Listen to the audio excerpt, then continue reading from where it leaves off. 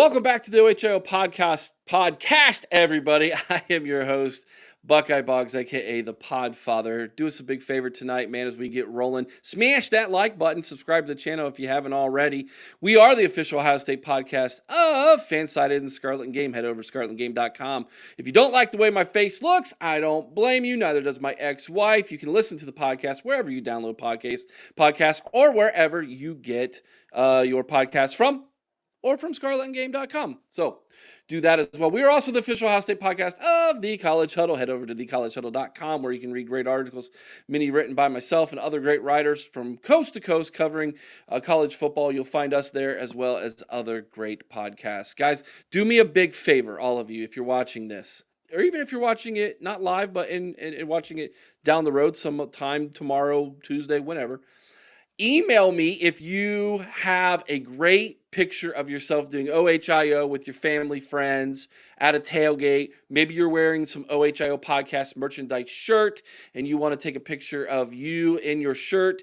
Email that to me at the OHIOpodcast@gmail.com. We're going to be making a new intro video in March. We have permission for a new song that was granted to us, and it's going to be a lot of fun, and we want to make sure to include as many people from the Podsquad as we possibly can, and people who support this channel. So email me a picture of yourself doing OHIO, or someone you with your friends and family, or you wearing some OHIO podcast merchandise, and we will get that in the new intro. Again, the email is the OHIOpodcast@gmail.com. All right, now let's go to our panel for this evening. As you can see, we are joined by Silky Smooth in the know JR just below me. Diagonally from me there in the bottom right-hand corner, well, that is the wild man himself, Chris Wild. And tonight's special guest, he doesn't need an intro, but we're going to give him one anyways. That, my man, is Melo from the Buckeye Boyz. Melo, tell everybody who you are and where you're from, man. Man, I'm Melo from the Buckeye Boyz, as the Podfather already told you. He gave me and Dev a platform here with the Ohio Pod, so there'll always be family, and I'm honored to be invited back.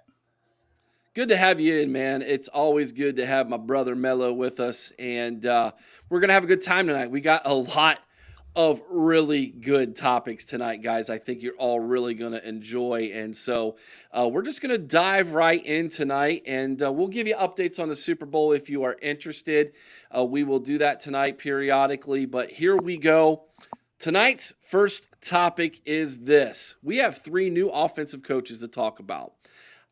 Let's just take them one at a time. Get your reaction, what you think about them. Want to know your thoughts? We'll start with our guest first, Melo, and let's start with the big one. Brian Hartline getting promoted to offensive coordinator and is reportedly going to be the play caller in the offense this year. Your thoughts, Melo? I'm ecstatic, honestly. That's who I wanted it to be, the OC. That's who I thought should have been the OC. It only makes sense. He's the best recruiter in the nation. People don't really think that Brian Hartline had any ideas of leaving, but you never know. He wants to move up the ladder, and if he would have left, I think it would have destroyed our offense. I think quarterbacks would have transferred. I think we would have lost the wide receiver room. We would have lost Jameer Brown, the number 1 wide receiver in the 27 class, and how would that affect Brady Edmonds? So it's a lot to it. So I think they did the right thing by promoting him, and I can't wait to see what he's going to have dialed up in the passing game next season. I think we're in for a treat, and honestly, I think it might be the setup for him to be the next head coach whenever Ryan Day decides to leave. Yeah, absolutely. There's a lot of talk with that. Chris, what do you think, man? Yeah, I agree. Next logical step. I mean, he's definitely earned this. He's ran the best position group on the team for several years now. He's recruited at the highest level of anybody on the team for several years now. He does want to move up the ladder. He's very competitive, and I agree with Melo. I think even though there was no talk necessarily of him going anywhere, he had a few interviews. This is a guy who wants to move up. It's just in his competitive nature to want to move up. So you have to give him his shot. And I'm excited to see what happens with Hartline calling the plays. But the other thing is, and when we get to the other coaches, I think it's good that we've got some guys who've got a little bit of experience doing that as well, in case he needs a sounding board. So it doesn't have to take away from what Ryan Day is trying to do, keeping that CEO role. I really love what that Day did with this coaching staff. Um, just another reason I got to give Ryan Day his props, man. A guy that I was hot and heavy to get rid of just a few months back. Man, big rebound, big hire, huge promotion with Brian Hartline, and I think it was a great choice. JR. Yeah, I would say Brian Hartline, as far as that's concerned, he did a really good job hiring him. I felt like this was always kind of the plan, right? He was offensive coordinator, 2 years ago in 2023. That didn't go so well. I felt like, that was still Brian Hartline kind of getting his feet under him. Ryan Day kind of took control of everything. But then you bring in Chip Kelly this past year. He shows him kind of the ropes of everything you need to do. And then, now it's Brian Hartline's baby. He gets to spank it however he wants. So go for it, Brian Hartline. You do your thing, bro. Like, as far as I'm concerned, at some point, Ryan Day has to trust somebody other than him and his mentor to call plays. And I think he finally realized just how much he can be impactful in the entire team when he's not doing that. So I love it for the development of Ryan Day. I love it for the development of Brian Hartline. And honestly, I love the direction this coaching staff on the offensive side of the ball is going. If you hear the chatter and everything else that's going on behind the scenes, like, it sounds like what they are doing right now is every position coach is somebody who's young, somebody who's energetic, somebody who's going to go be a recruiter. Tyler Bowen, Billy Fessler, dude's like 29 years old, and Ryan Day is entrusting him to be his quarterback coach. Like, that's crazy, but Billy Fessler's kind of, grown up around Ryan Day. He was a GA for him, stuff like that. And then on the backside of everything, you've got, the older guys who are kind of in the background who don't want to go out and do all the recruiting. But guess what? They can still coach the players. They can still be analysts, quality control guys who can just kind of come in, grind film all day, get some coaching in with the players, with the new rules the way they are. And I think that Ryan Day is really taking advantage of the way college football is changing, and coming off a national championship, I couldn't be happier. Yeah, I answered this question on the Buckeye Boys earlier tonight. I agree with Melo. You cannot continue to keep the best recruiter in college football in a position when it's obvious he wants to move up the coaching tree ladder. You can't keep him as just a position coach forever. You're going to have to eventually let him spread his wings. And like I said on that show, what makes us think that he won't make this good? Everything that man has touched since he become a coach at Ohio State has turned to gold. The dude has recruited better than any position coach in college football. He has developed better than any position coach in college football. Let him go. Let him trust him. And look, this thing isn't going to be polished in game one. It's not. That's okay. It doesn't have to be. Let him grow in the position. Let the players grow in the position with him, because he's got a lot of young talent as well. And by the end of the season, maybe we make the college football playoff. Maybe we go on a run again, right? But let's let this thing simmer a little bit, Let it do its thing. All right, JR, you brought up the offensive line coach from Virginia Tech, Tyler Bowen. And I did a video on him where I actually interviewed some guys from Virginia Tech from the Corner Boundary podcast and got some insight on what they feel about him. What do you think, Melo? You're up first, buddy. What do you think of our new O-line coach? I like it. I think he's a good recruiter. And as JR said, young. He's 35 years old, so he's energetic. It's going to be – see, the only knock with Justin Fry was that he didn't like recruiting. So when you don't like recruiting, when recruiting is the lifeblood of any program, it kind of turns the fan base off, especially an tuned fan base like Ohio State. So we have a young guy that likes recruiting. He's coached with Urban Meyer. He recruited Tyler Warren over at Penn State, Olu Fashanu at Penn State as well, who's one of the best offensive line prospects that's in the NFL. And I think he's going to do wonders. I know for a fact there's one recruit, I can't say any names. I promised not to, but he was waiting for Justin Fry to leave, to flip, to come back home. So if you could do the math and figure that out on your own, then more power to you. But let's see how that goes. I mean, honestly, this year, I feel as if you just recruit Ohio, right? There's enough talent in Ohio to recruit your entire offensive line from the state of Ohio at a high school for the 26 class. And then you could swing for the Jackson Cantwells, or I'm not even going to try to pronounce the other guy's name because I'll mess it up, Ichunoa or something. But yeah, Iheanacho. so yeah, exactly. So I I'm always think excited of it as about eat a that. nacho. Oh, thank you. Say it again one more time. Iheanacho, think of it like eat a nacho. Okay. Yeah, that's a good one. I appreciate that. But yes. So that's where I'm at with him. And if the reports are true that LaCharles Bentley is also going to be on the staff, I think that's a killer combination. And also, people don't realize Brian Hartline as the OC is going to help recruit the O-line, quarterbacks, tight ends, running backs. So I expect everything to shoot up. I expect us to be O-line U here in about 2 to 3 years. Yeah, I'm really excited for this hire. And Eric, I'll tell you, I actually did watch that show you did, and we'll get into me picking a bone with you later because of the whole picking at me thing. Why I wasn't there to defend myself, But no, I'm really excited about this guy coming in. I just think that tremendous recruiter from everything I've heard. Of course, he's got his fingers on the pulse of that. The DMV area there, which is just a great rich recruiting area. I think that's going to be tremendous for us. He seems to develop the O lines pretty well. Maybe not a guy who is best fit to be calling plays as an offensive coordinator, from what I've heard.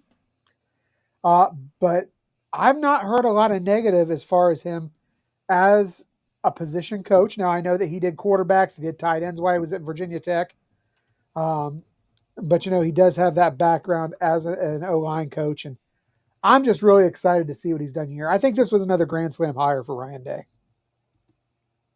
Yeah, I mean, I don't think I could say it any better than you guys did. I do think that, like, the aspect of him coaching for the Jacksonville Jaguars when Urban Meyer was there, like, how did this come to be? That's really what I'm, really wondering about now because, like, did Urban help set this up? Did maybe Anthony Schlegel help set this up because he was the strength and conditioning coach down there when everything happened? Like, I don't know. Like, it's a really interesting thing to me. And then in addition to that, like, he has connections with Joe Moorhead.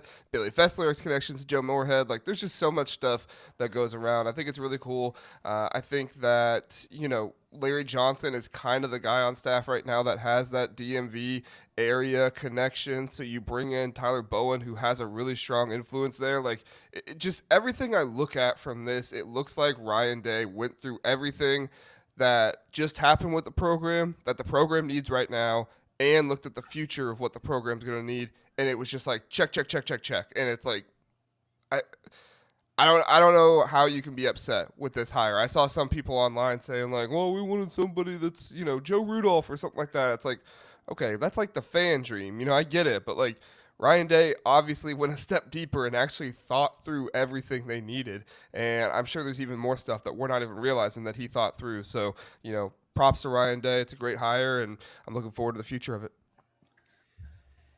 Yeah, I'm going to be dropping a video here about this offensive coaching staff that I noticed that I haven't really mentioned yet, and some of you just hit on a little bit about the age of this thing. Here's a nugget for you guys. I heard that Brian Hartline was in those interviews, even though he hadn't been announced as an offensive coordinator yet. He was sitting in on those interviews for the offensive line coach with Ryan Day. They already knew Brian Hartline was going to be the OC, and this was someone who Brian Hartline wanted and felt comfortable in. So kudos to Ryan Day on taking some insight from his OC. Who do you feel comfortable with? Who's going to help you as an OC and still a wide receiver coach, by the way? Who's going to help you do your job better? And this was the guy that Brian Hartline felt most comfortable with.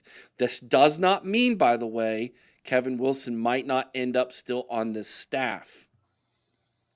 I believe that there's a role for Kevin Wilson cut out for this coaching staff in developing our GAs. By the way, his son Toby wants to get into coaching.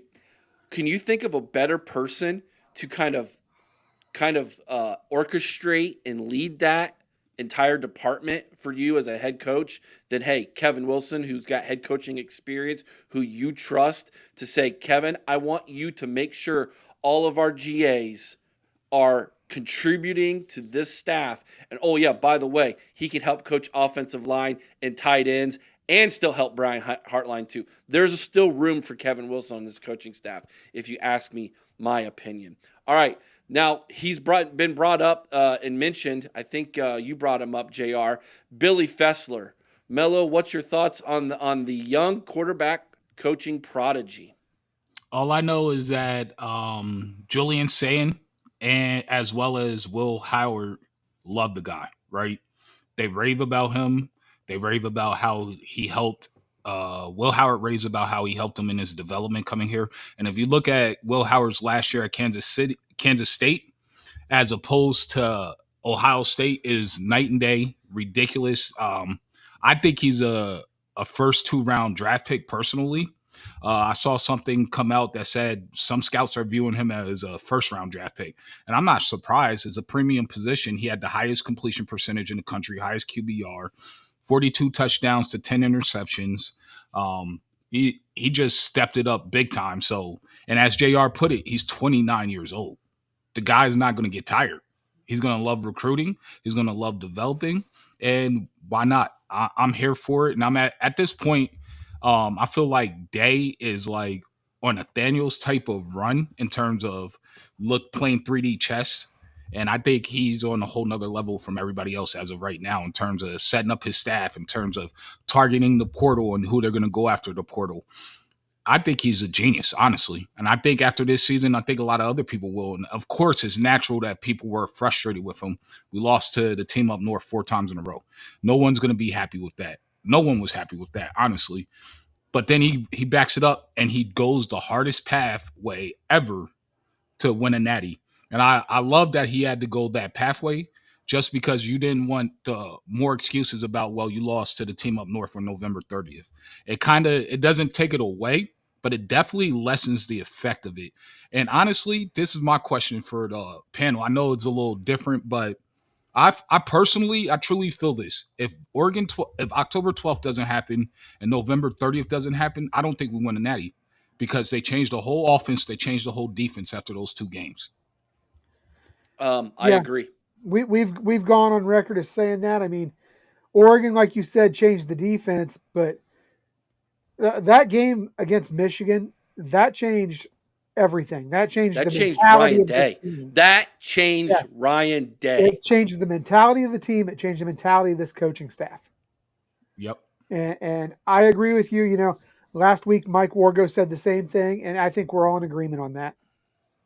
All right, guys, we don't want to give them that much credit, okay? All right, they would have fixed it on their own, okay? All right, didn't need the team up north. I'm just testing. They're kind of stubborn a little bit. But we don't want to give them too much credit, guys, okay? Like, if it wasn't broke, you don't fix it. Right. All right, Chris, what's your thoughts on the QB prodigy, buddy? I love Fessler. I think this is a great pick. And, you know, Melo mentioned what he'd done with Howard this year. But let's not forget, back in 2020 and 2021, this guy also worked with Justin Fields and C.J. Stroud. 2 guys who were Heisman finalists, man.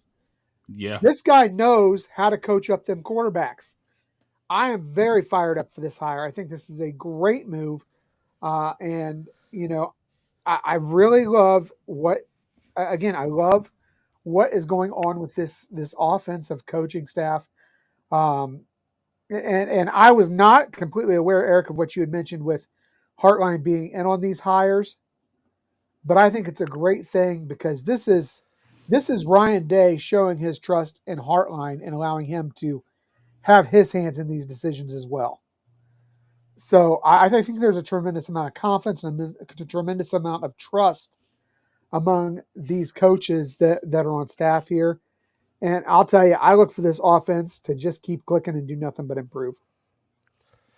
I think that this is the new way of college football, right? You bring in the young recruiting staff, and then you bring in the analysts and the quality control guys who are older that can kind of work with the players a little bit more. They're a little bit older. They don't want to mess with all the visits and everything like that. And I think kudos to Ryan Day. He really seems like the first coach that has figured this out. And as far as I'm concerned, like I'm not gonna compare him to Saban or anything like that yet, but like Saban cracked the code, right? When Hmm. it came to hiring your coaches, you hire former head coaches, they go off, and then you hire more. Like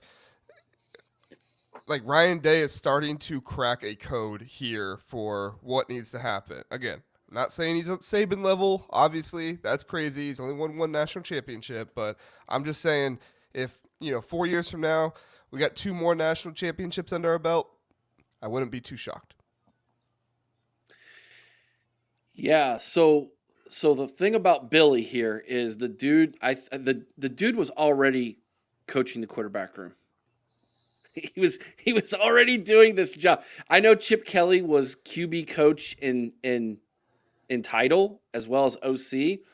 I think this is my opinion. I think Kelly was kind of overseeing the room. I think Billy was coaching the room. I Yeah. really do. And I don't think Will Howard says what he did about him if he wasn't significant in his development. And so you have to take that into account when looking at these moves. And if Ryan Day puts his stamp of approval on a quarterback's coach, I'm going to trust that one more than anything. I'm going to trust that one. So, yeah, I'm super stoked. We'll hear this week, by the way, who the defensive coordinator is going to be. We're going to hear. I think there's going to be one more interview that takes place, and then the decision's going to be made. And based on the score right now at the Super Bowl, 24-0, I think our DCs might already be in house. What do you guys? I never got JR's perspective. Who do you think the new DC is going to be? JR Uh, Wildman. I think it's going to be Guerreri and Walton, and then they just need to add some kind of defensive line aspect to it or something. I don't know exactly what they're going to do when it comes to like the minor roles and stuff like Hmm. that, but they're definitely going to add some kind of defensive line guy, and then Matt Guerreri is definitely going to get that co-DC role. It's just at this point, it's what do you do with that defensive line guy, and then what do you do with Tim Walton? That's really the Yeah. area that I'm kind of the most curious about. What about you, Chris? I thought all along it was going to be Matty G, um, and probably as Jr. mentioned in a co role, um, possibly with Walton. Mhm. But excuse me. I know there was rumors that Bates was in the mix. I know every Ohio State fan's dream was that Fickle was going to step down and come back to Ohio State, but That's not everybody's dream.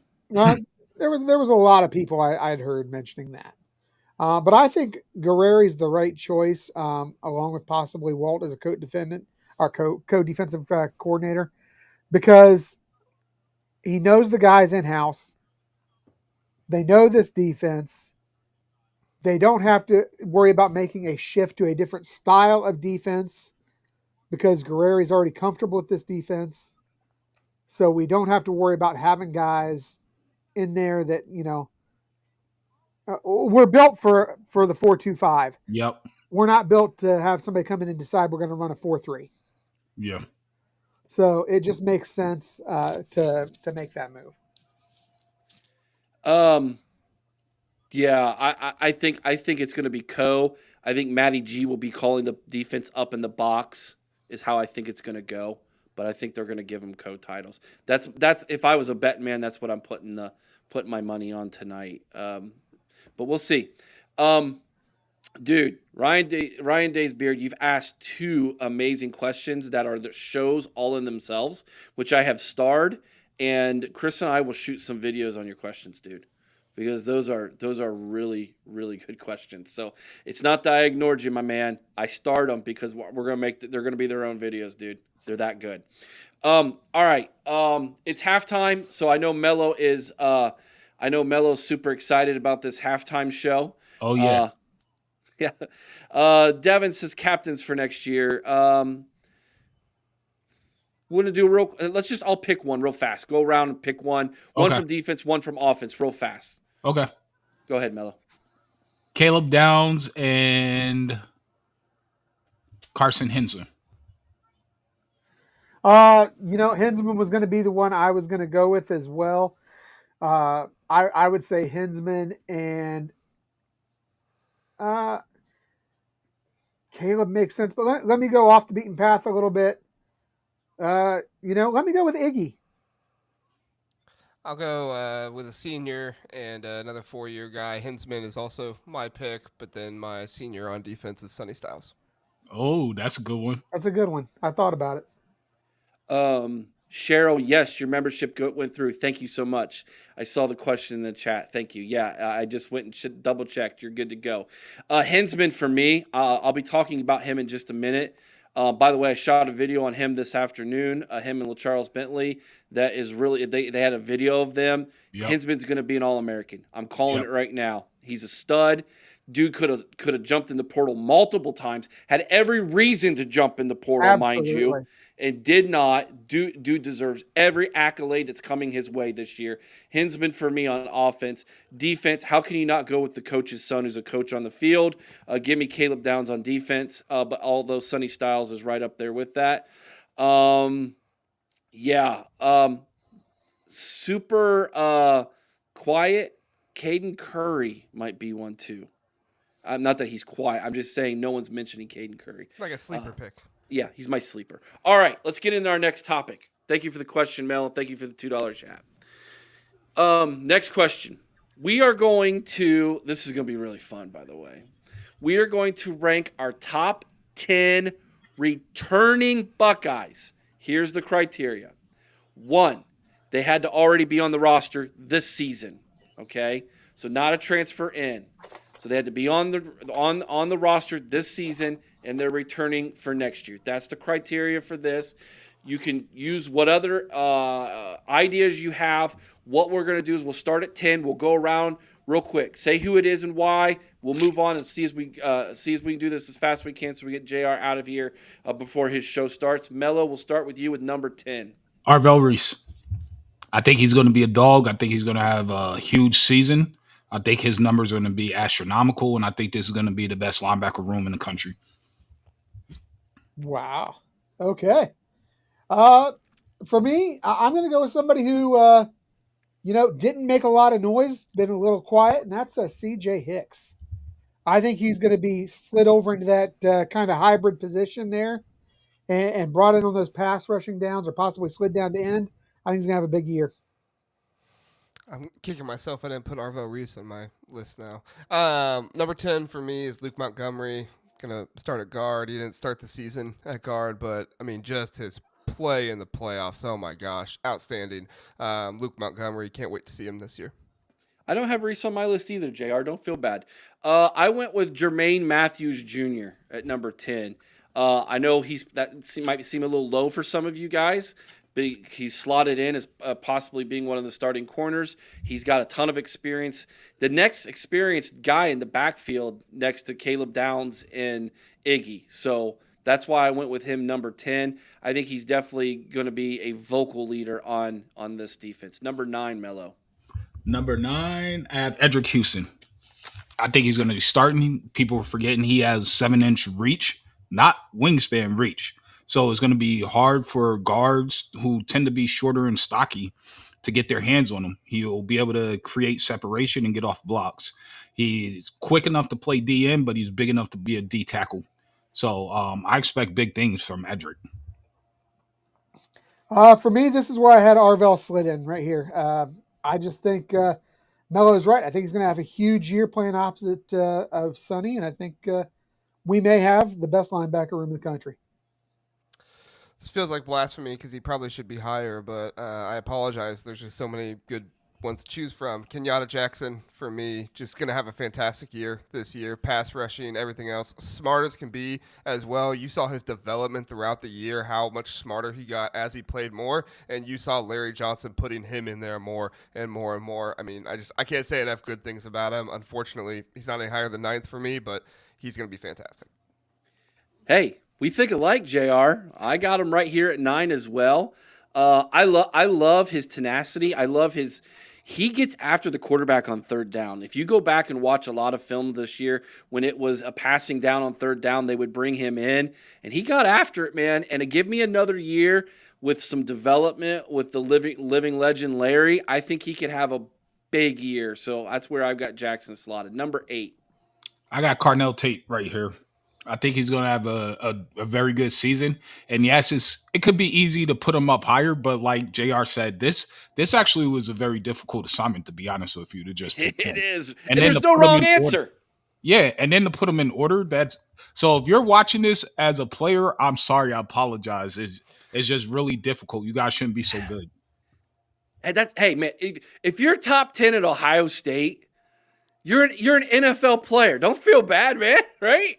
Yeah, but like there's an argument Carnell could be as high as 3, Like, Oh, I mean, I think he's gonna have a huge season. He's gonna get all those extra targets because JJ is getting double teamed. They're gonna have to. If they're not, then you're asking for suicide. it must be halftime in the NFL Super Bowl because our numbers just doubled. Oh, it definitely is. I had it play and I had to stop it. I'm like, I'll just record it and watch it later. All right, Chris, who's up, man? This is also where I had Carnell slid in. Oh, okay. You said it earlier. Great minds think alike. I think that it's hard to have him down this low, but I think we just got that much talent up in front of him. I'm gonna go with Caden McDonald. All right. I mean, Ooh, he was nice. so integral to those goal line stops and everything. Like, get this guy, a little bit more, cardio to be able to be in the game a little bit more. Man, he is gonna eat up the middle of these offensive lines. You thought it was hard to run on Ty and Tyleek last year. Just wait till you get Caden McDonald and Edric Houston there in the middle. These two guys are gonna be destroying offensive lines. 100% JR, man. I agree with JR so much, man. K-Mac is going. He's arguably was the best run stopper on our defense. For sure. So I agree with JR. Yeah, Dev's super high on K-Mac, man. He loves I him. was listening. Yeah, he's in love with him, dude. Here's where I put Caden Curry. Give me my bookends, man. Like Yeah. who's better? I don't know. We'll find out this season. They're both really good, and I think both of them would have probably started on most Big Ten teams this year, hands down. They've been blocked for 3 seasons because of who they're playing behind. Now's their time to make a run, dude. This is where I've got them. Yeah, I agree with that sentiment as well. By the way, Podfather's championship stubble. Beard ain't back yet, so it's another week of this, he said. One more week, buddy. One more week. Number 7. See, that's where I have KJ right here at 7. Okay. I do for the same reasons you guys already explained. I think we'll be back to our prototypical pass rushers at defensive end that we're used to. He's more of a Chase Young type than a Jack Sawyer or JT type. I think they're going to get him stronger to help stop the run because JT and Jack were elite at stopping run for defensive end. But he has very good bend. He's very quick. His first step. He's twitchy. He gets off blocks. And I think we're going to see double-digit sacks out of KJ. This is where I've got Jermaine Matthews Jr. at. I think we saw flashes. I think it's his time. He's going to step into that slot and fill in real nice for Denzel in there. Give me Davison Igbinosun at 7. I know the penalties. I know all that stuff, but guys, you're not going to find a more elite combination of speed and ability to stop the run than Davison Igbinosun in the country. Like, he is a unicorn when it comes to being able to run as fast as he does, have the agility that he does, and be able to hit and stop the run. Like, the dude is a menace. The dude is crazy. If he can just duct tape his hands together, put the oven mitts on the entire game, I don't know, but like, just stop holding Iggy. You're going to be a first-round pick if you do that. We'll see if he can do it, but I really, really like Davison Igbinosun and the future possibilities for him. Here's where I'm about to make everybody really mad at me, and I tend to do that, and I'm okay with that. Here's where I've got Julian Sane. And he said, wait a minute, Boggs. How can he be a top 10 returning player on this team? Like, because he's going to be your starting quarterback. He's going to be your starting quarterback. If he's not a top 10 player on this team next year, we're in trouble. He's got to be. He's got to be a leader. He's got to develop. He's by the end of the year, he's got to be the truth, man. So this might be a little bit of foreshadowing, maybe a little bit of gambling here, but if everything I am hearing from coming out of the Woody is true, the dude is not. We're not going to miss a beat at quarterback. Yes, he's young. Yes, he's going to make young mistakes at first, but his arm strength, his IQ, all of that is there. He's just going to need some game reps. And so, unfortunately, he's not going to get Grambling State or Ohio University to start off here. He's got to go up against Arch Manning in Texas in game number 1. So, right in the fire, young man. So that's who I got number 7. Number 6, Melo. Number 6, this is where I have Jermaine Matthews. Everyone tends to forget that as a true freshman, he was the highest rated cornerback in Division I football and pass coverage. So I expect not just to fill Denzel Burke's shoes, I expect him to raise the floor of the position where Denzel played. So I got Jermaine Matthews right here. For me, this is where I've got the first of my bookends in Caden Curry right here. I think that we had 2 guys this year. We were 1 sack away from having 2 guys with double-digit sacks. Yeah, I think these guys have the ability that they could do that. So I've got Curry in here. Yeah, I'm gonna agree with Melo here. I get Jermaine Matthews next, and actually one of my main points was literally what you said, Melo. This is no shade to Denzel Burke at all, but I think Jermaine Matthews could be better this year. He's got the experience. He's played ever since his freshman year. He hasn't been playing as long as Denzel was, but I really like Jermaine Matthews. I think he can really be a star this year. All right. Let's see. Here is where I have my All-American offensive lineman. Yeah, I'm calling it. Carson Hinsman's going to be an All-American this year. I think he's the best returning offensive lineman we have. I just made a video of him this afternoon, him and LaCharles Bentley working out, and I'm all in, dude. I'm all in on Carson Hinsman, team captain. Dude, the dude is the truth. I love me some Carson Hinsman, man. What can I say? Top 5. Here we go. Hold on with that. I think I'm gonna take it one step further, Eric. Besides, do it. I think he's gonna be a Remington Award winner. Personally, really, back to back. I think LaCharles Bentley is that good at developing linemen. If you look, and that's another important thing. If they bring LaCharles on the staff, that's helping recruiting immensely because you have kids that have paid thousands of dollars just to come train with him. Yeah. If you know, taking flights here. So imagine if you could have him every single day if you're train with him every single day for free and get NIL off of it. So I think he's going to develop Carson Hinsman into a Remington Award winner. But that also leads me to the I don't like you because you only let us pick 10. But we're at 5, that's fine. right? That's fine. Number 5. I got Iggy. This is where I have Iggy. I think Iggy's main problem, he has fluid hips. He's fast. He's strong. He's physical. He could cover perfectly fine. Where Iggy has problems, and I noticed it when I was up there in the Woody and they were training, he doesn't get his head around. So whatever he does training-wise, every drill needs to end with him looking for the ball. I don't care what they do, that every drill needs to be him looking for the ball. And I think once that happens, don't be surprised if Iggy has 5 to 7 interceptions next year. Man, I love Iggy. I would have loved to have put him in the top 10.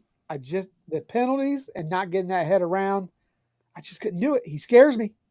He's a great tool, but he's also can be a great liability at times. But going here for a top 5, I got to go with Kenyatta Jackson. I think he's going to be the king on that defensive line as far as that pass rush goes this year. As good as I think that line's going to be, Kenyatta, when he's in there, it's the energy. There's just something special about him when he's in there. I think he's going to have a huge year. I think it's a 10-sack year for Kenyatta Jackson. Yeah. My next one is Carnell Tate. I think that Carnell Tate is going to be huge this season for Julian Sayin and everything else. Obviously, Jeremiah Smith, we'll get to him later on, obviously. But, when Jeremiah Smith is double covered, you're going to need that reliable guy that's there as well. Brandon Ennis is going to be that too. But Carnell Tate, he's got the experience. He's been playing since his freshman year. He's next up for me, number 5. Number 5 for me is Carnell Tate. So rinse and repeat, JR. I'm right there with you, man. Number 4, Melo. Number 4, that's why I have Carson Hinsman. Like I said, I think he's gonna. I didn't know I had him on here. I thought I forgot him. That's why I'm mad at you for only letting us pick 10. But I have him on here, so I take that back. Reason. You're mad at me for no reason. Exactly. I take it back. Remington Award winner, back-to-back years. I love that, dude. I love that. Sign me up for that. Yes. So for me, Eric, you thought people were going to be mad at you. This is where I had Julian saying, because I think for this offense to run the way it needs to run, he's going to have to be big. And everything I've heard coming out of the Woody, this kid's ready to be big time. I think that you talked about that Texas game, and he may not be perfect, but Eric, Texas lost a lot as well. Yep. I really feel like this is a team that if Julian goes out and has a solid game versus Texas, this team is not going to face another serious challenge till they see Penn State. I think that it's that kind of team, and I think that's where he's going to take us. So I've got Julian saying it at number 4. Wait a second. What? Wait a second. Washington, Minnesota, Illinois, Wisconsin's not a serious challenge. None of those are serious to you? Illinois, maybe. Illinois is going to be good. Wisconsin's not. Wisconsin is not. Minnesota is not. Illinois will be good, though. Illinois got a legit shot at being a good team. I think they'll be a top 20 team as we open the season. All right. Let's save that for the second part of the show. I was just okay. Second part. Let's save that. All right, JR.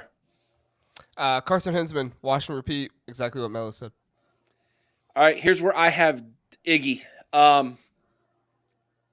Iggy came back for a reason. Okay? He knows he's got some deficiencies. But let me ask you this question. Was he not on a national championship defense? Yes. Yes, he was. And was he not one of the more physical corners on that national championship defense? Yes, he was. Was he handsy? Yeah. But if you can get away with it when the ACC refs are in the house, who cares, right? You can be as handsy as you want. Yes, I agree. Needs to get his head turned around. I think that's something he can work on. I think Iggy's going to have a big year. And, by the way, just a little birdie told me he's not against moving the safety this year either. That's wow. That's that some changes serious. A lot. That's that serious diversity. A whole lot. Yeah, put him in the corner slot. Use him in the run game. I think I know why they're going to move him there, but I'll save that for a later show.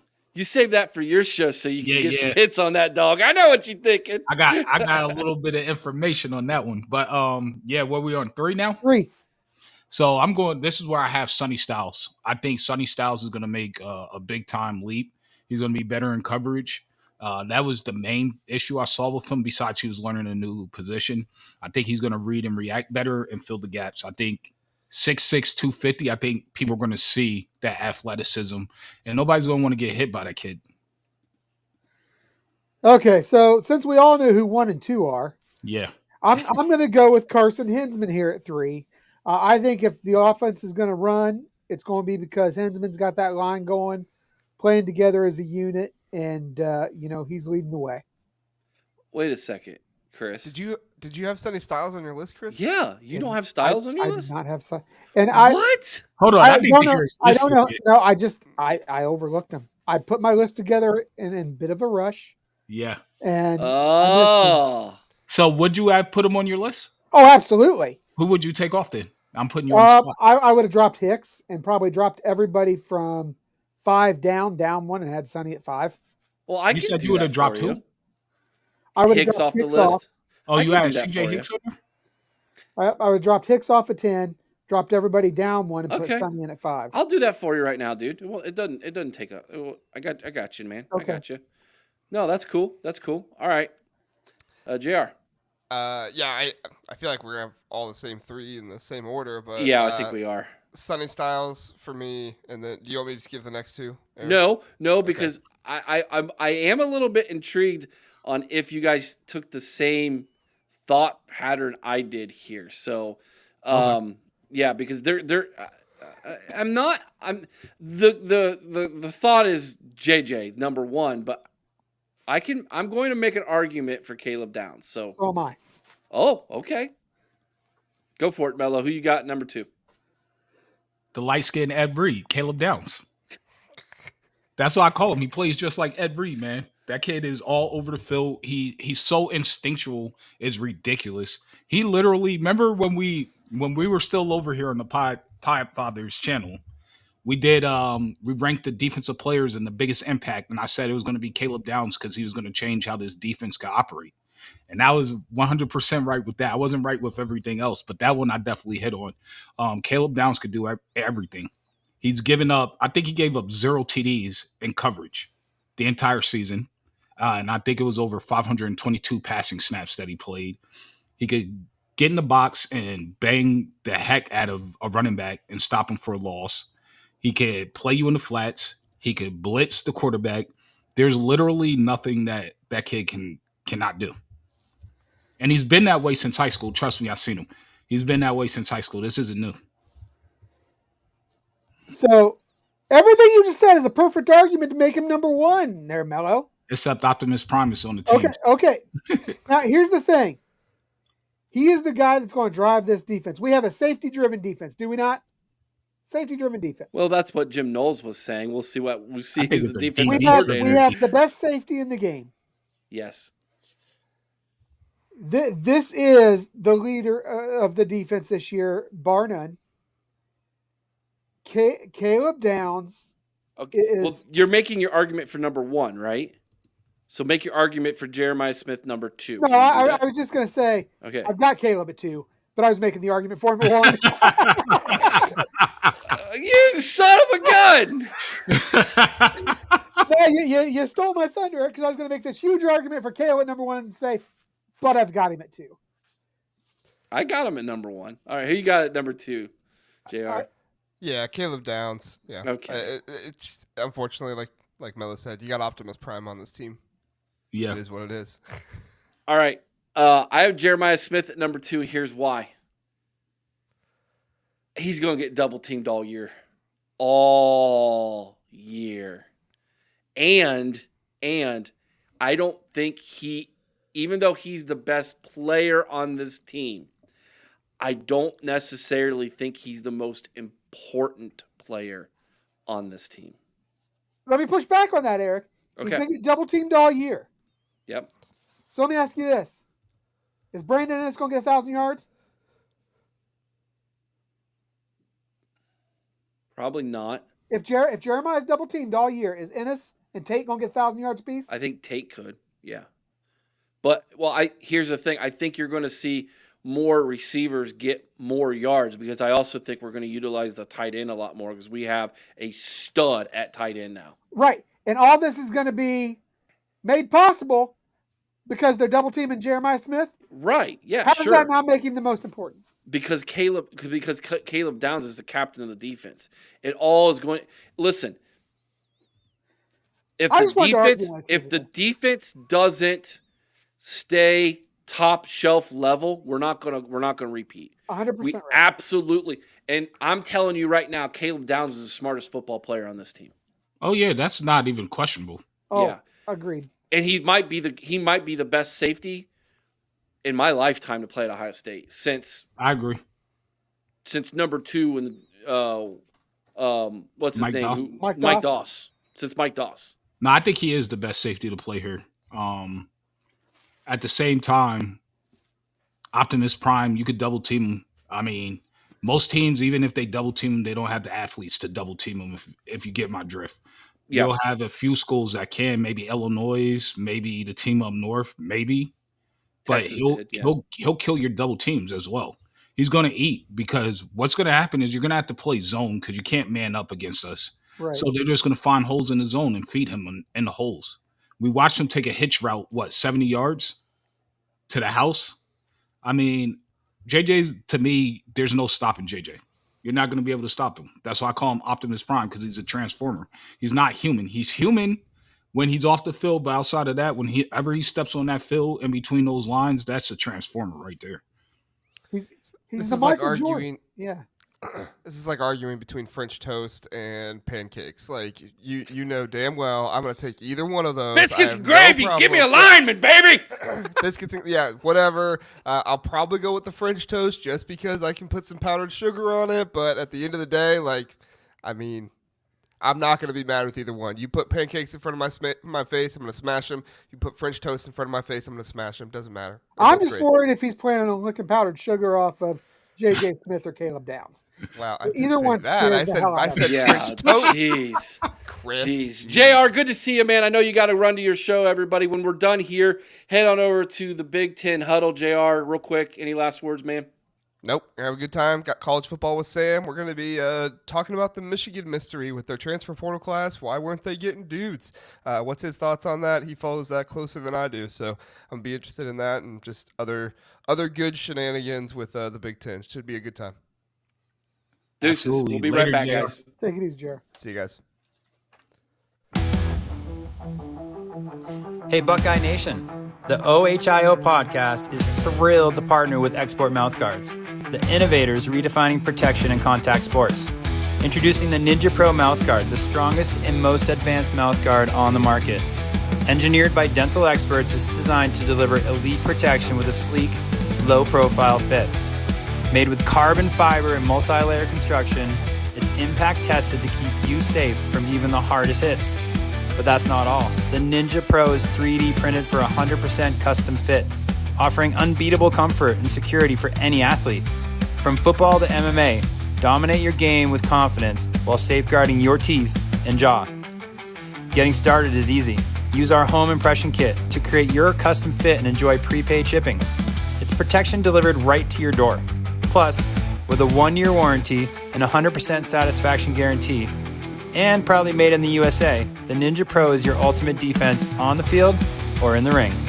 And here's the best part. When you visit exportguards.com, use promo code OHIO at checkout to get 20% off your purchase. That's right, 20% off elite protection made just for you. Protect your game, protect your future. Choose Export Ninja Pro Mouthguards, where innovation meets protection. Head to exportguards.com and use promo code OHIO today. The OHIO podcast is brought to you by Mastermind. Mastermind specializes in 360-degree high-definition mobile video mapping, GIS integration, and traffic safety studies. Mastermind cares about traffic safety and keeping you safe on the roadway. Visit Mastermind at onlinemastermind.com. All right, and if you're wondering why we have such a weird looking screen here going on right now, it's because we're going to talk about this thing, the 2025 schedule. And but we're not just going to talk about it. You know, we don't just talk about things here at the OHIO podcast. We have to put things in lists. We have to rank them. We have to do all kinds of weird things to them because, well, that's what we do here at the OHIO podcast. By the way, thank you so much, everybody who is in the chat tonight. I know this is like our least attended live show every single year because of the Super Bowl.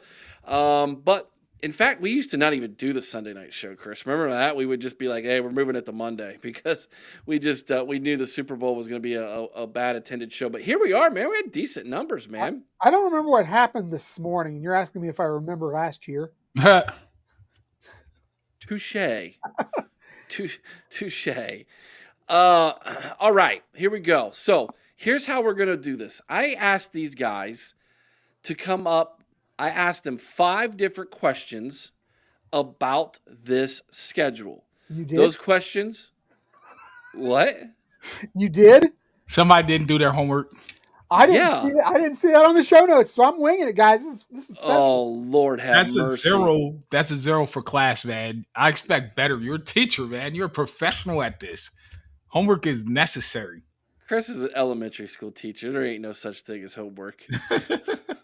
All right. Hey, by the way, Melo, did you just change your hat? Oh, yeah. I'm glad you asked about this. I didn't tell him to ask, but I'm so happy he did. Since I figured we ended last segment with the future GOAT of wide receivers, I might as well wear the hat of where the GOAT for basketball played. You know, MJ? Yes. Optimus? My Yes. God. So Optimus, I'm already calling it. I actually know one of my best friends, his wife is related to Optimus Prime here in Atlanta. And I told him that he's going to be the greatest wide receiver of all time if he doesn't have any major injuries. And he puts his career, his legacy first and doesn't just stay somewhere for money. And he said, "What? Are you serious?" I'm like, dude, now I know you've been taking credit for your daughters being so athletic when it was really your wife's family side that made them this athletic. So, yeah, I think he's going to be the GOAT. I'm calling it right now. Beautiful. All right, Chris. So the 5 questions that you did not look at with our schedule were as followed. I wanted you to look at the schedule and answer me these 5 questions. What is the game that will be the biggest blowout? Okay. Where is the trap game? Okay. The most interesting game? Okay. The most difficult game? Okay. And the most important game. And here's the kicker. You can't pick the same game twice. No problem. Got it all. Okay. What a savant. I'll go first, and then Melo, you can follow, and then Chris, you can back clean up here. Okay, are we doing it one at a time? We're doing it one at a time, and we're going to start with the game that will be the biggest blowout. I believe it's going to be Grambling State. I think that coming off of that game against Texas, Grambling State's going to come in here, and the drop of level of talent is going to be so great from Texas to Grambling State that by halftime we're questioning who's even going to be playing after halftime. That's my pick. However, I can be persuaded that game in West Lafayette against the Boilermakers might even be a bigger blowout because 1, they stink, and sorry, Dylan, and 2, Julian Sain will have quite a few games under his belt by then. But I'm going to stick with Grambling State and out of respect to my buddies from the Boiler Express podcast. Melo. Great minds think alike. I picked Grambling State for obvious reasons. They just don't get the same type of talent quality-wise. We're going to be coming off that Texas game, which is going to be very difficult, in my opinion.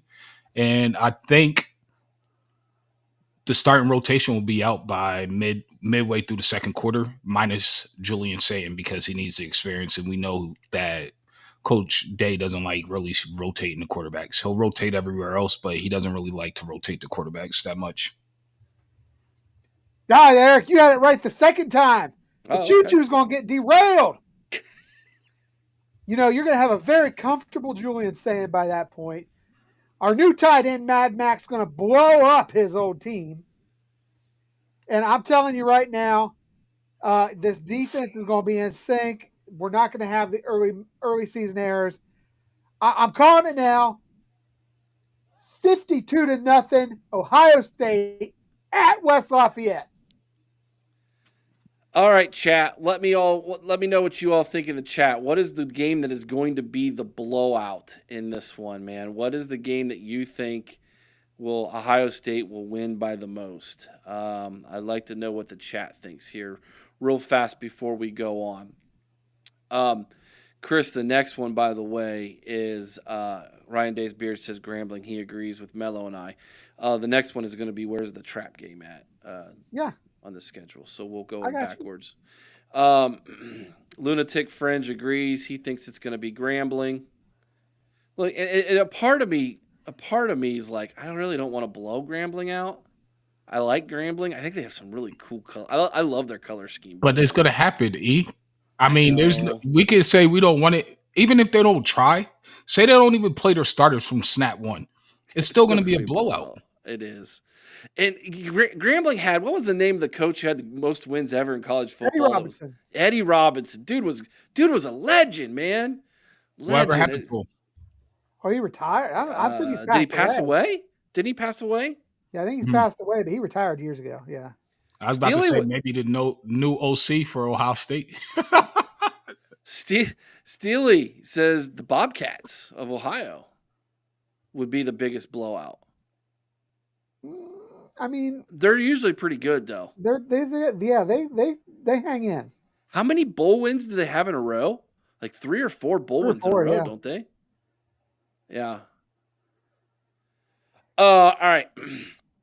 No, let's go to the next one here. Next one is trap game. Where is the trap game at on this schedule? All right, you all going to disagree with me, laugh at me, but hear me out. It's Wisconsin. The month of, if you look at the after those first 3 non-con games, you get the bye on September 20th. Look at the next 4 games. At Washington, all the way across the country. That's a tough place to play. Home against Minnesota. Dude, Minnesota is a fundamentally sound, tough football team. You will win, but it's not going to be easy. At Illinois, I got some thoughts on that one here soon. Dang. And then back-to-back on the road at Wisconsin, that's your trap game right there. You're looking ahead. You want the bye week. That's a tough 4-game stretch. I've got the Badgers as the trap game. For me, I got Rutgers. I was going to pick Wisconsin, but then I saw the bye week in between. If there wasn't a bye week there, I would have picked Wisconsin as a trap game right before Penn State. But because of the bye week, I don't think they're going to overlook. They're going to know to go hard against Wisconsin. They're playing at Wisconsin. So even if they start off slow, that jump around is going to play, and they're going to be jumping around and ready to go. Rutgers, I say Rutgers because it's in between UCLA and the game that we absolutely have to win. That's the number one priority this season, even over a natty, even though I want to go back to back. We have to get that monkey off. Coach Day has to get that monkey off his back, and they're probably going to be looking ahead. They might even already be game planning, and Rutgers is sneakily always a tough team. They're a Greg Schiano-led team. They're going to play tough, and you know this, and it's in Jersey, so that's, for me, is the trap game. Actually, it's at Ohio State.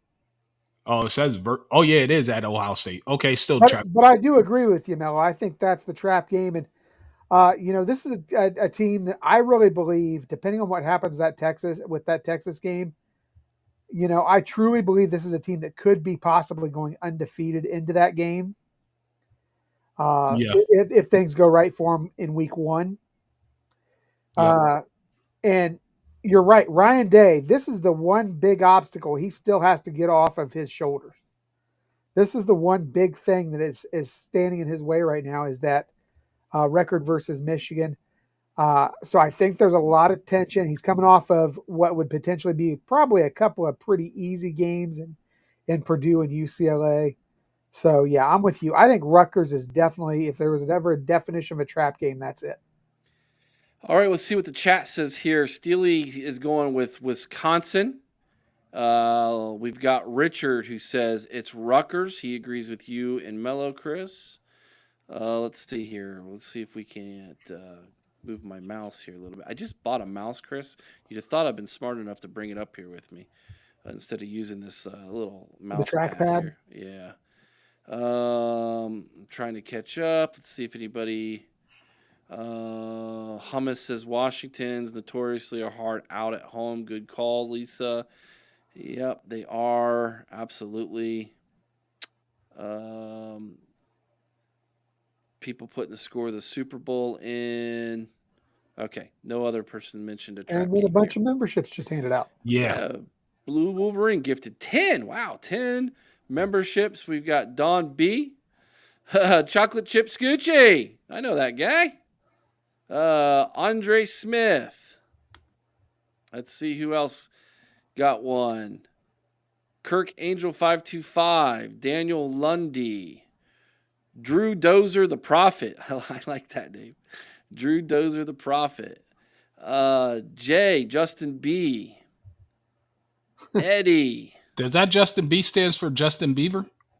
Is that the real Justin Beaver? We got a celeb in the house? Oh, yeah. He's been following us for years. Oh, he needs to do your intro song. That's it. I It's would Justin rather Bieber not. all the way. And hey, and the Batman follows us as well, dude. Okay, So yeah. I mean, we got Justin Bieber and the Gotham Knight. Hold on. So is the Batman the alter ego to the quarterback from the Bengals? Joe Burrow. You know he Joe has a Burrow? Batmobile. Joe Burrow has a Batmobile? Yeah, Yeah. paid $2.9 million for it. Okay, That's Joe Burrow. Look, you got that's Joe sick. Burrow as an official member, bro. You just hit it. You made it big time. Well, if that's Joe Rucker. Burrow, we need some super chats, bro. Yeah. Blue Wolverine, thank you so much, buddy, for the memberships, man. Keeping us in business, my man. Rutgers, Lunatic Fringe says Rutgers is the trap. Let's see. Anybody else on the trap games? Nope. Okay, I think we are moving on. Rutgers is the trap and Michigan is the crap. Next up, we have most interesting game. I went with Penn State. Because you got Knowles coming back. James, I think Penn State. By the way, if you look at Penn State's schedule, it's not as tough as this one. I'll tell you that much. I think it would be absolutely freaking hilarious if James Franklin brings in Jim Knowles and Penn State lays, and they get all these players come back and they lay a stinker next year and don't even make the college football playoff. That would be the most James Franklin thing to do. But that's my game that's my pick. So, Melo, what do you have for your most interesting game of the season? I think it's pretty obvious. It's Penn State for all the reasons you stated. Jim Knowles returned back. He said, "I'm expose everything that I know about Ohio State." Yeah, you're going to expose the fact that you don't have the same defensive players that you had at Ohio State. You're going to expose the fact that you don't have any wide receivers on that team, and that offense has been the problem at Penn State, not the defense. So what you're going to expose is that people might start thinking maybe Jim Knowles was overrated. Maybe it was just the players that they recruited to Ohio State. I mean, the system definitely helps, but it also helps when you have the Jimmies to run that system. So that right there to me is going to be the perfect game. And don't be surprised if we win by double digits. Woo. Now, see, I can't give Penn State most interesting game, and that's because James Franklin is the head coach. He's going to James Franklin. He's going to James Franklin it.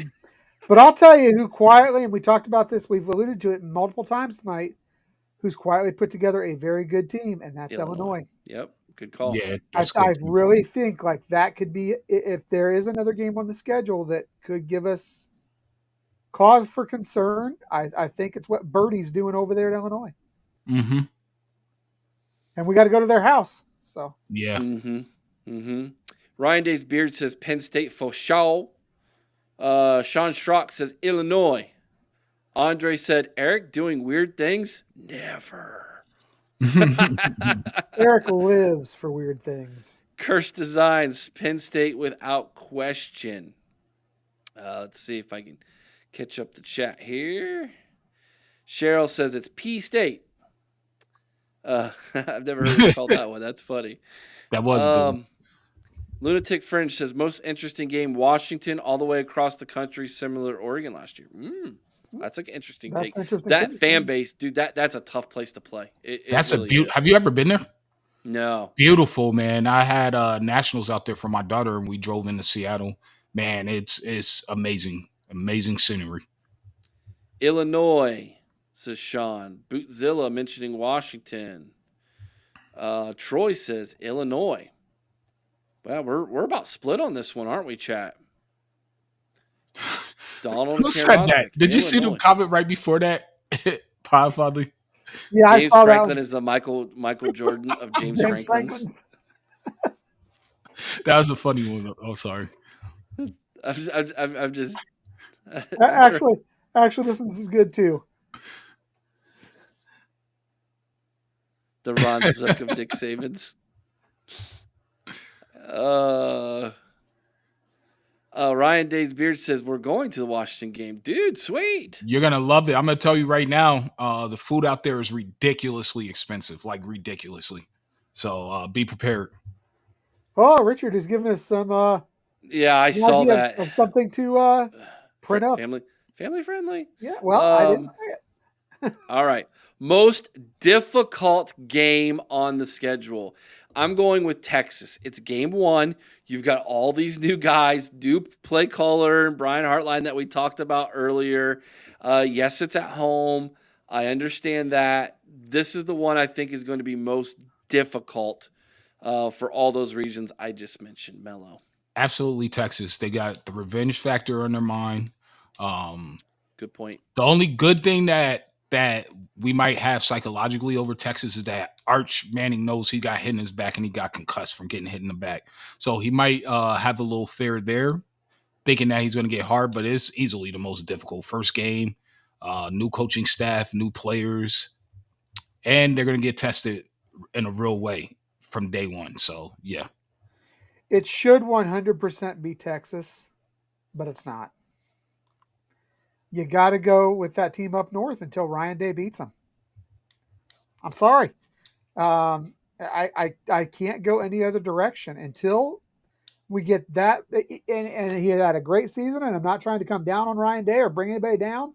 But the fact is, until we right that ship, that is the toughest game on the schedule.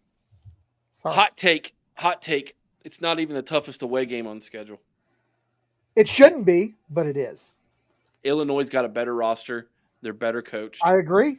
But it's a mental factor, Eric. I posed that question on Scoop to Kirk. Kirk agrees with you, Chris. He was like, it's not even a question, it's Michigan. And then Nevada Buck pushed back on him and said, nah, so fast, my friend. That roster Illinois has is really good, and they are well coached. They are.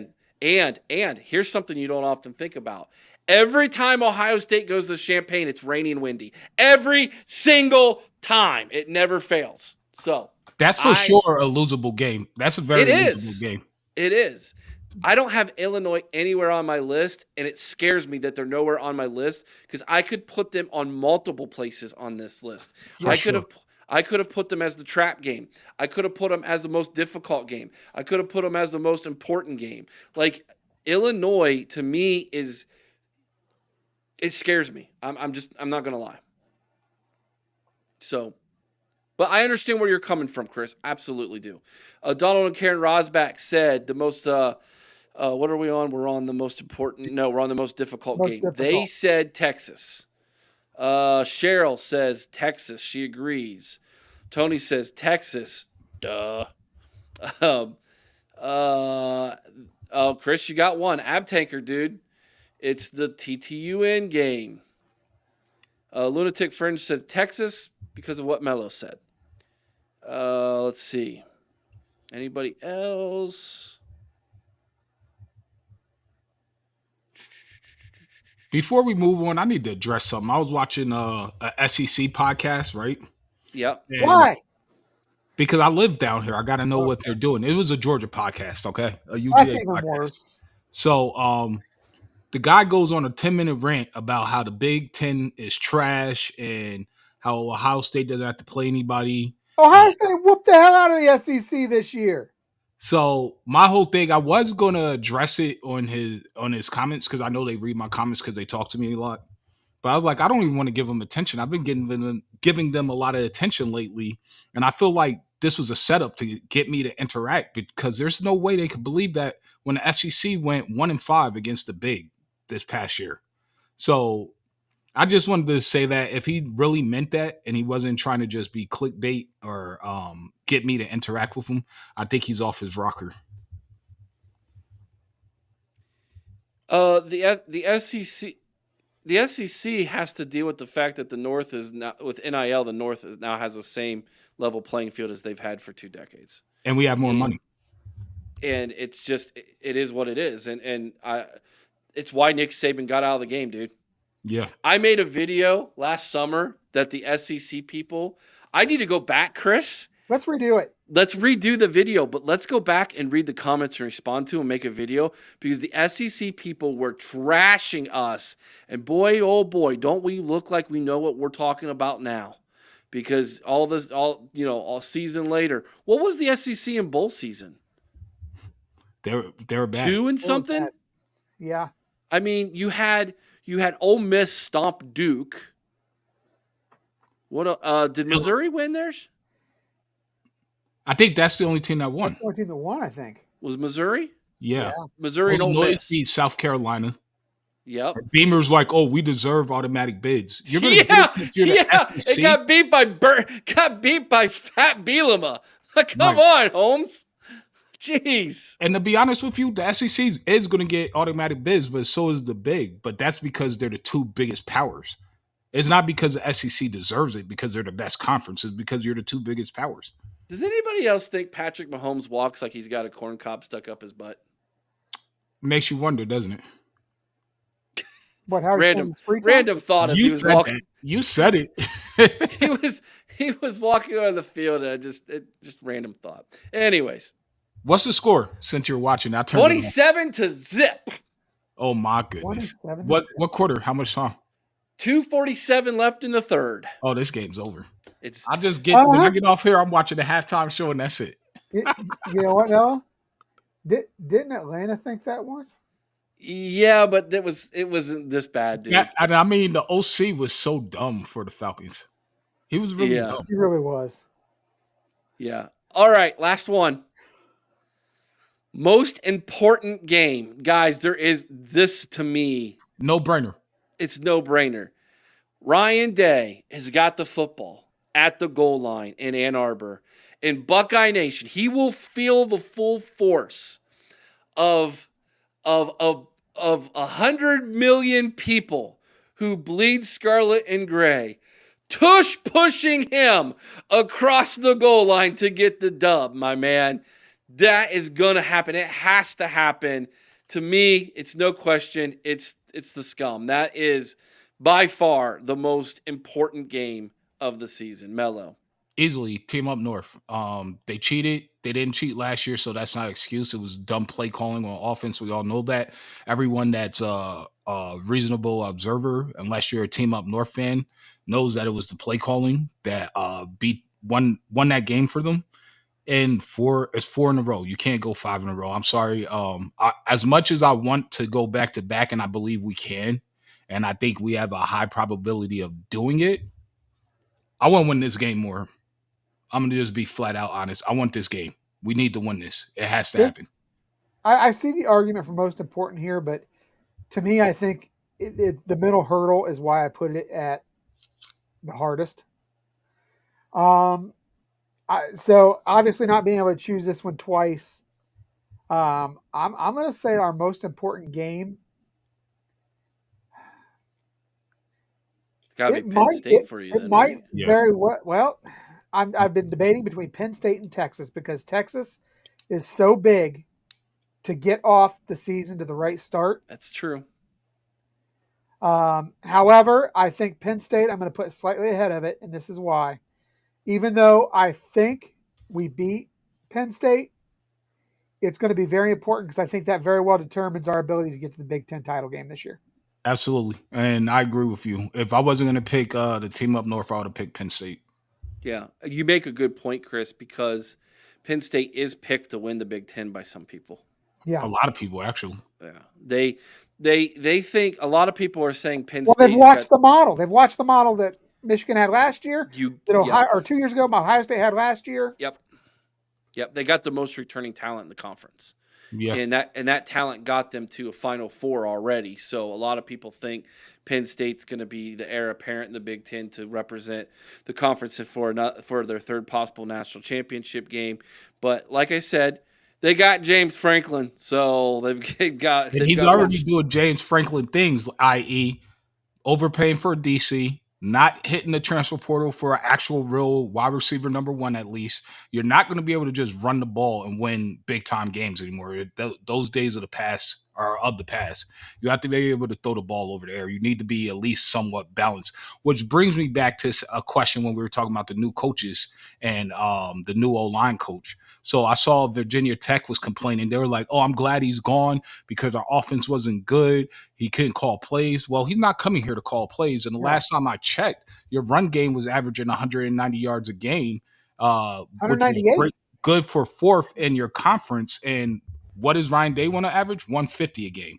So I think that's very doable. We have better talent than Virginia Tech. And guess what? He's going to be the run game coordinator to help offset any deficiencies that B Hartline might have in that aspect of the game, or even Coach Day for that matter. So yeah, he's not being asked to do the same, and I think he's going to be elite. And I really wanted to get that out before, but I forgot before JR left. But yeah. So there's a little update for people who didn't know as well. Penn State actually lost their running back coach today. Yep. He went to join Marcus Freeman at Notre Dame. Tell us how you feel about Marcus Freeman, Chris. Just kidding. You had, man, I went on Always Irish, Chris, and I never seen a fan base going nuclear on somebody in my life like that. They were going nuclear on you, man. Did you don't know Hate how me because they ain't me. That was hilarious. I mean, the whole chat was talking about you. The entire chat talking about you and then talking about me. That was it. That's all. Yeah, dude, Kennedy went off on you, Melo. He was like, "Who's?" I know he tried to imitate my voice and everything, and it was nothing like that. I don't talk like a hillbilly. That's because he came on my show and I threw on a hillbilly hat and had an accent, making fun of it. Kennedy was mocking you, man. Yeah, he was. I was talking to somebody in the chat and he took it personal. He thought I was talking to him. Oh, I wish I would have been there. I would have had your back on that one, man. I would have. I would have been on the offensive. Oh, did you guys know that Oregon, since they're considered wide receiver U now, they lost their wide receiver coach? Yeah, there's people out there calling them wide receiver U. That's a real thing. Why? Because they had one wide receiver? Dude, I don't know. They just, what I noticed with Oregon. Mean, Johnson probably is a first round pick. Who, Tez? Yeah. Nah, he's not a first round pick. You don't think so? No, absolutely not. Second day. You got to think about it. You got the Ole Miss wide receiver, Trey Harris. Yeah. You got the receiver from Arizona. You still have obviously Emeka. You got Emeka. You have Colorado's receiver. That goes both ways. What? But is he going to be classified as a receiver or is he going to be classified as a corner? Both. Both. I think he's drilling as corner, but he says he's playing both. He wants to play both wherever he goes. But we'll see what happens with that. But there's a lot of exceptional receivers. Taz is a slot receiver, which is good, but like he's also literally 158 pounds. Yeah. I haven't been 158 pounds since the 7th grade. Yeah, but my whole thing with Oregon is they like the uniforms. They like Dan Lanning's young and he has charisma. They like Phil Knight, Nike money. Dan Lanning has the most punchable face in football, man. Exactly. So they're overhyping Oregon every year in and year out, because they like it for a marketing standpoint. You know what I mean? So like that's where I'm at. And then they're going to throw out wide receiver review. They're not even in the top 3. We're 1, obviously. And then you could battle out 2 between Bama and LSU. So 2 and 3 goes to one of those 2 schools. All right, let's get back to most important game. We still haven't finished the chat there. Donald and Karen Rosbach say it's Michigan. It's most important game. Let's see. Let's catch up here. Cheryl says it's the team up north. We have to win this game, fellas. Kirsch says this year. Tony says the team up north.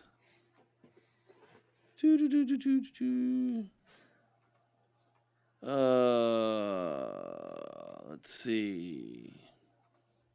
I think that's it. I think everybody kind of agreed with you. Sorry if I missed anybody. What do we have to do to win this game, fellas? If you're sitting there having a one-on-one with the coaching staff and the players, what are you guys telling them? It's real simple. Be yourself. Mm-hmm. Don't try to be something you're not. Had they went out, look at how many times our receivers were open that day. If you go out and try to play their brand of football, you're going to lose. You're playing into what they want you to do.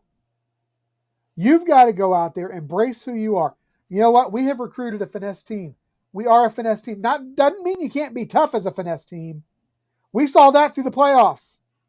Yeah. But you've got to embrace who you are, play to your strengths, and take what the defense gives you. If they do those things, this game should be a blowout. If they don't, we're going to see what we saw in Columbus on November the 30th. You want to address Andre Green there? Because he got the information wrong. That wasn't a factual statement. Chris picked Penn State as the most important. He picked the hardest as the scum game. Correct. I chose Michigan as the hardest game because I believe there is a mental block right now that has prevented Ohio State from overcoming them the last few years. A mental block that we talked about earlier, I think, or actually benefited us this year. But at the same time, I think that mental block does exist, and Ryan Day has got to get past that. Until he does, that's going to be the toughest game on his schedule every year. Did anybody see what Jim Hairball said? It's so amazingly stupid, everything that comes out of his mouth. So you're going to have to be more specific. This is actually pretty decent. And it made me look at him different. Like yes, we all know that he cheated for 3 of those wins. It's obvious. It's not debatable at this point. We already know that it's a fact. He said they asked him about who he roots for and stuff, and like, was he rooting against Ohio State? He said, no, I was rooting for whoever played the hardest. He was like, I don't get into that. He like, the only team that I root for outside of the team that I'm coaching is obviously the Baltimore Ravens for my brother, unless we're playing them. He said, the thing with that game is you can't make it bigger than just a game. When you make it bigger than just another game, then you're going to make mistakes and the pressure is going to get to you. I disagree with that though, because Urban Meyer made that game everything. So did Tress. So did Tressel. But they did it in a different way than what Coach Day is doing. Is what I'm saying. When Coach Day, him as his personality, he gets so tight and he has an ego to prove a point that mess with his play calling and how he goes about it. Now, Urban and Tress made it like, yeah, this is the most important game. We got to focus and we got to execute. And here's the game plan. But they won't come up with a crazy game plan to prove a point. They're going to play their game plan and they're going to expect you to execute at the highest levels. And when we played the team up north the past year, we didn't play a good game plan. I mean, everybody can see that, right? It was awful. Terrible. Yeah, it was frustrating. There's a lot that went into that, and I've been formulating my theory on why and how that game happened. I'll be doing a video about that. I'm going to probably bounce it off Chris and get his take and maybe even shoot it with him. Tell me that they lost the game on purpose. I will lose my they mind didn't. Because I'm tired of the idiots that keep saying that. Who said that? I've never even heard that. If you think that, then you're out of your mind. There's this weird theory out there that Ryan Day thought if we lose this game on purpose, it'll give us more time off and it will motivate us to do what we need to do in the playoffs. Everybody had the same amount of time off. Like, that's also fake news because Oregon was like, oh, we were rusty. We had 3 weeks off. We had 3 weeks off too before the Tennessee game. Yep. We just happened to play the week before them. But yeah, I just think it's crazy. I think the reason people are saying that because nobody can fathom how we lost that game to that team. That's what it is. It's unbelievable. Which is why when I walked out of the shoe, I was the most devastated I've ever been as a fan because I was so confident. There's no way they're going to beat us. We're just so much better than them. Yeah. And how they did it and why they did it and then what they did afterwards, man, that's why I was like, I'm done with Day. But the dude won me back, like, seriously. Like, and go watch the video I did about Ross Bjork's statement to Dom Taberry about the seniors only meeting and how he was a part of that. Like, he like I set it up to where it means one of two things, and you can take it how you want. And I said, for the sake of this video, let's take it down the one path, and that is that the players only meeting was him there, and he was there for one reason and one reason only, and that was to get their opinion on Ryan Day. And they said, bring him in to this meeting. And Ross said, you got it, boys. So it's an interesting video. It's an interesting take. People are about 50-50 on it. But when Ross Bjork said the word we, which meant he was there and a part of it, I think. But I digress. So there's a whole lot into that. But this has been a lot of fun. This has been a great conversation. Melo, I'm so glad you got your internet fixed, man, because dude, you were awesome tonight, man. You were awesome tonight. I appreciate you guys bringing me back home. Yeah, there you go. I like the sound of that, buddy. Yes, sir. You always got a home here, my man, and so excited for everything that you and Dev and the rest of y'all over there, Sean and TG and Tony. Kirst and TG and all you Got guys a are shout out doing. Duke Pettijohn Yes, and the Sanchez family. doing a Huge piece. dad's podcast for And that's shout really out to cool. Mika. Me and Mika are doing our first recruiting video. Is going to drop this Friday, so I'm interested in that. Mika is a savant. If you don't know who Mika is, she's a genius. I know for a fact, like 100% fact, that a lot of these recruiting gurus that have their own shows that everyone watches, she knows more than them. I've been told that by them. They're like, we play it off. And that's why they won't have, a lot of them won't have her on the show, because she asks some questions and they're like, who the heck is this kid? And then they're like secretly looking it up and they're like, oh snap. And they'll play it off and then have to like actually go and read and look them up. So I'm looking forward to Mika. I think she's going to be brilliant. I think she's going to be a superstar of recruiting, honestly, because everyone wants knowledge and information. And if your knowledge and information is 100% accurate or close to that and factual and not biased, people are going to tune in and want to watch it because they know they're going to get the information that they're looking for. Beautiful. So if you're not already, and I know most of you are, go over to the Buckeye Boyz, subscribe, ring the bell, all those good things. Do the same here, by the way, man. You can do it on more than one. You can support more than one channel. It's all right. You don't have to just be dedicated to just one. You can do more. We're all do 3. or 3, sure. We're Yeah, about to do 3. yeah, Yep. absolutely. As long Been as a lot they're of the fun. right 3. What were you yelling about? What? As long as they're the right 3. Oh, gotcha. Okay. A lot of fun tonight, guys. Appreciate it, man. It's been a great show for everybody. Thanks again, Melo, for joining us. Thank you. Smash that like button if you haven't already on your way out, guys. We will be back tomorrow. The doctor will be in the house, 8 o'clock Eastern, for some Buckeye therapy. He's got an interesting topic he's ran by me already, so you do not want to miss that. I'll have a video for you all tomorrow morning, hopefully, if I wake up on time. And we'll rinse and repeat it this week, guys. Thank you so much, everybody, for this week. This week was our best week we've ever had at the OHIO podcast. Believe it or not, it was our best week we've ever had. I love to see you guys doing well, man. Yeah, you guys as well, dude. It's fantastic to see the growth you guys have had as fast, as quickly as you guys have had. I appreciate you convincing us to do it because, we were like on the fence. We were like, I don't know if we should do it. Then we kept dragging our feet about ordering the equipment. And then we were like, man, forget it. Let's just do it and see what happens. And I appreciate you for that, for real. You're always welcome, my man. All right, guys, it's been a lot of fun. Oh, yeah, by the way, don't forget, Tuesday I'll have another fan interview show. Sean Schrock joined me. So Sean calls in and we do a nice little fan interview. It's going to be a lot of fun. So that'll be out on Tuesday, everybody. All right, guys, thank you so much, everybody. Be kind to one another. I owe someone's OH. Sing Carbon High with all your heart. Till next time. You haven't forgotten how to do this. OH! I owe. Go Bucks.